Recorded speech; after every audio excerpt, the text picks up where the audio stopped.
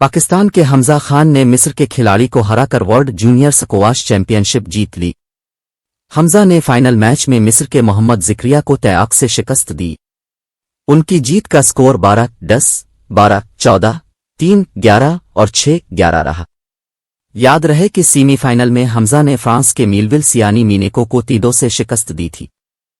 हमजा खान ने ये मैच 8-11, 4-11, 12-10, 11-09 और 11-13 से अपने नाम किया था। वाज़ेह रहे कि 37 साल बाद कोई पाकिस्तानी खिलाड़ी वर्ल्ड जूनियर स्क्वॉश चैंपियनशिप जीतने में कामयाब हुआ है। इससे कबल 1986 में जान शेर खान ने ये टाइटल जीता था।